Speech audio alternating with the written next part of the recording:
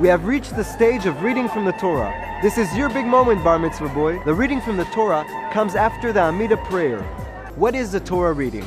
A little history. The Torah was given to Moshe on Har Sinai, and he immediately began to teach it to the people. That's the way it worked up until the end of the First Temple period. The Babylonians destroyed the First Temple and exiled most of the people who lived in Jerusalem to Babylonia. They were in exile for 70 years until a king named Koresh granted them the permit to come back to Israel. 70 years is a long time.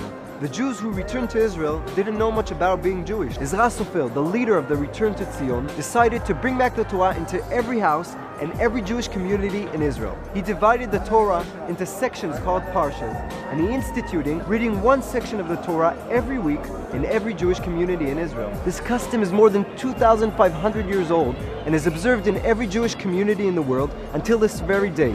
At the Western Wall, there are approximately 100 Ashkenazi and Sephardi Torah scrolls. They are there for everyone's use and are kept here in the Ark's room in Wilson's Arch. How does one take a Torah scroll? The cantor and those praying leave the podium for a couple of minutes to get the Torah scroll. This is a time to sing and rejoice. Mom, this is a time to throw the candies. Make sure you bring lots of them and make sure they aren't too hard. We wouldn't want anyone to get injured in the middle of the celebration. But don't waste all of them. Your son hasn't gotten an aliyah yet. When you return to the podium with the Torah scroll in hand, those who go by the Sephardi custom raise the Torah for everybody to see at this point of the service. The Ashkenazim will do this only after the Torah reading. We read from the Torah while singing the words according to Ta'amei Mikra, the Torah cantillation notes, which are in effect musical punctuation that has been with us over 1,000 years. The Hebrew word for these, Ta'am, also means reason or explanation. Ta'amei Mikra, the Torah notes, are the earliest interpretation of the Torah and help us understand its ancient verses. There are many different ways to learn Ta'amei Mikra. Some kids learn from their grandfather, others learn from the rabbi of the synagogue. In addition, you can also learn right here on this website. If you choose not to learn the Ta'amim, our Bar Mitzvah God will be happy to read from the Torah for you. On Mondays and Thursdays, we read only the first Aliyah, divided into 3 sections. Before each section, one of the prayers says a blessing. The first blessing goes to a Kohen, the second blessing goes to a Levi, and the third blessing goes to a Israel, which is not a Kohen and not a Levi.